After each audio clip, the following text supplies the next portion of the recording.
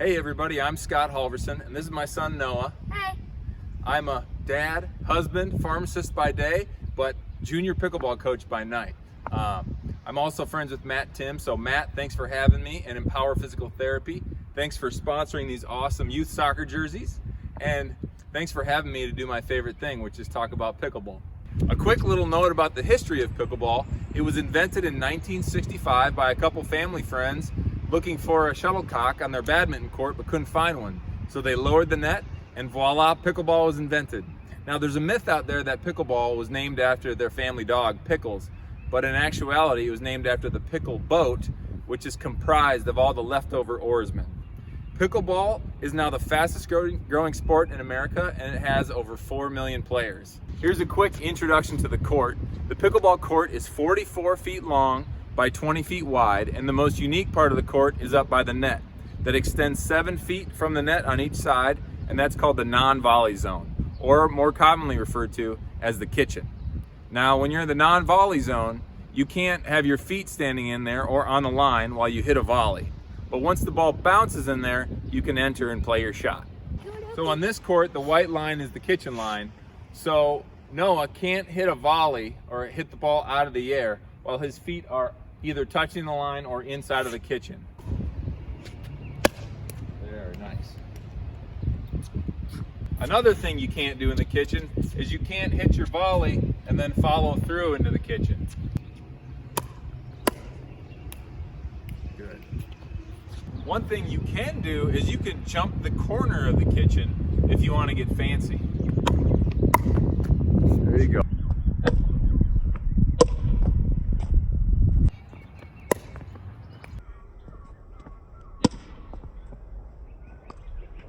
Another thing you can do is play it around the post if the ball's out wide.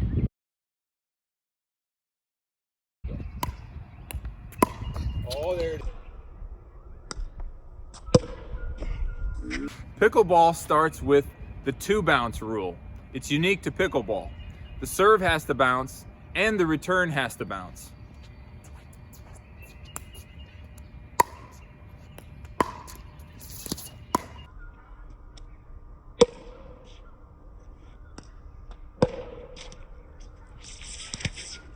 The scoring system in pickleball is a little bit unique. Games go to either 11 or 15, more commonly 11. It's win by 2, and you need to be serving to score a point. The point is initiated by the server calling the score. And when the server calls the score, he calls 3 numbers. First his own score, then his opponent's score, and the third is the serve position, either 1 or 2. So if I were playing a doubles match against Noah and his partner, and I was winning 7-5, and I was the first server between me and my partner, I would call the score 7-5-1. Ready, Noah? 7-5-1. Serving in pickleball has a few unique rules, which actually makes the game great, because someone with a big serve doesn't have this huge advantage, like in tennis, for example. And so the 3 rules are: number 1, the ball must be struck underneath the belly button. Number 2, during the serve, the highest point of the paddle cannot come higher than the wrist. So you can't hit like a tennis topspin shot. And number 3, the paddle must be on an upward trajectory. So the ball must be struck below the waist, the wrist must be higher than the highest edge of the paddle, and the paddle must be on an upward motion. You can hit it out of your hand, or just this year they've added that you can drop the ball. You can't throw it down, but you can drop it.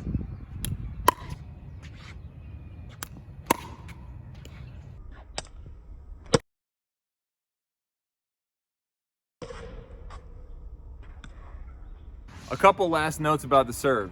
Starting just this year, there are no more LIETs in pickleball. So if the ball clips the top edge of the net and lands in the service box, you play it. You don't call a LIET. And another note is that a serve can actually be short. If your serve lands in the kitchen, that's short. If it hits the line, it's short and it's called a fault. All right, so a little pickleball strategy. When we are the serving team in court positioning, we are both going to be back because as the service team, we have to let the return bounce. So the strategy here is serve and stay back because the return team is thinking their objective is to hit it deep. So when I'm serving, I'm thinking serve and stay back so I don't get in a position where I serve and then I'm caught backpedaling. So you'll see a serve and get in a ready position at the baseline. Now, if our team is returning, we can position the non-returning player up at the kitchen line because he doesn't have to let anything bounce before he gets to his shot. So I'll hit my return, and after I hit the return, I'll move straight up to the net.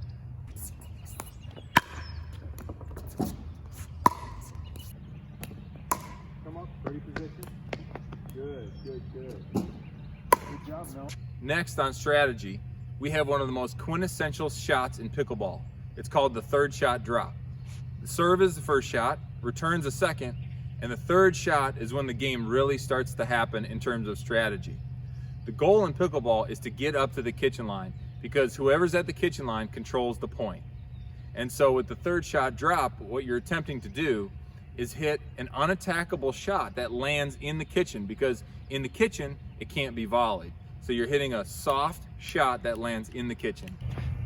So my partner and I will serve and stay back and be prepared for the third shot drop. Stay back, ready position.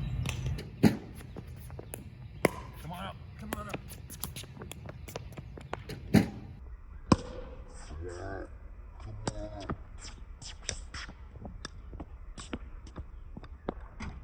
Once my partner and I have used the third shot drop to get up to the kitchen line, from that point on, we're playing a game of cat and mouse, hoping the other team will make a mistake. We're hitting short shots into the kitchen called DINKs, and we're thinking about 3 different positions. We're in a defensive position if the ball is really low and we can't attack it. We're in a neutral position if the ball's around our waist, but if the ball starts to get higher, we're thinking attack. So when the ball is low and at our knees, we're just getting it back in play, trying to get in a position where we can find a ball to attack. And once they hit it too high like that, then I can speed it up.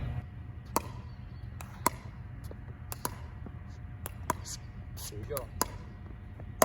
There you go. Okay, the pickleball grip.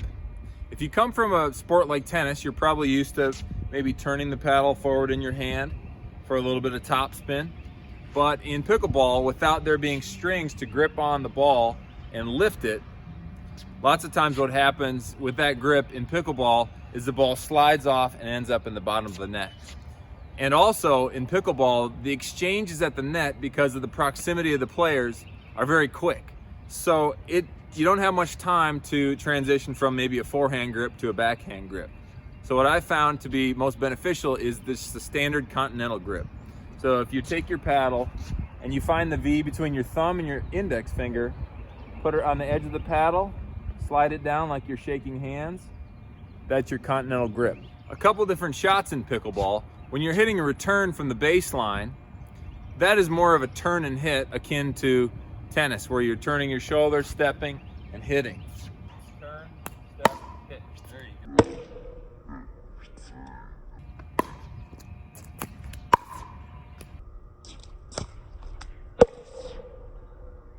Now, dinking, volleying, and net play are more of a face on with your toes pointed forward toward the net and at the kitchen line. Oh, and here's a tip. When you're at the kitchen line in your ready position, you really gotta stick your butt out and bend your knees. And when you do the volley, think it to me, Dad, you gotta lift up with your knees. Good.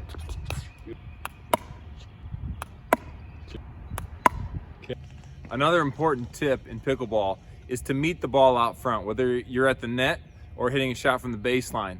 Meeting the ball out in front of you allows you to control where you hit it to. Good.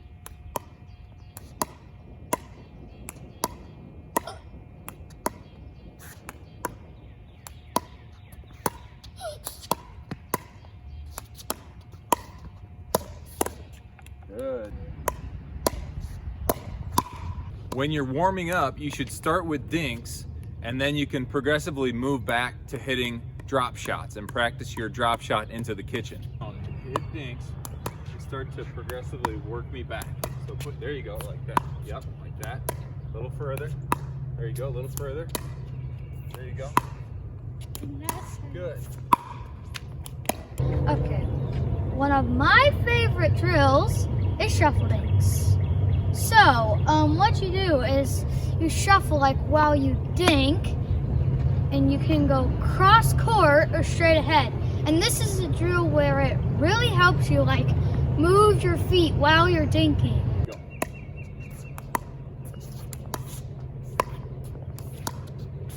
Let's go back.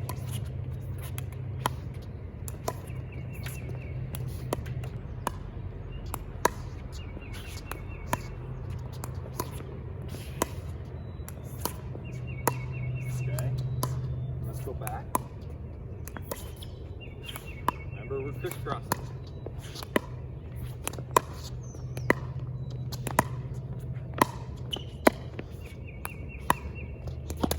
I hope this has been helpful to you. Some places to play in Kansas City. We've got Meadowbrook Park at 95th and Knoll with 8 courts. Lenexa's got 8 new courts at 87th and Lackman. And St. Andrews Golf Course at 135th and Schweitzer has 4 courts. Chicken and Pickle up north has a bunch of indoor and outdoor courts. Hilltop Rec Center at 143rd is a big pickleball place. And then the new Chicken and Pickle, which will be opening at Prairie Fire, 135th Street, should be open sometime in the fall. And if you want some more great resources for learning pickleball, watching the pros, instruction, drills, go to YouTube. YouTube's got all kinds of great pickleball stuff. 3 of my favorites are Primetime Pickleball with drills and instruction, Third Shot Sports, where they'll break down professional points, and then the PPA Tour shows the broadcasts of their big tournaments, where you can gain a lot from watching what the pros are doing. So thanks for watching. Bye.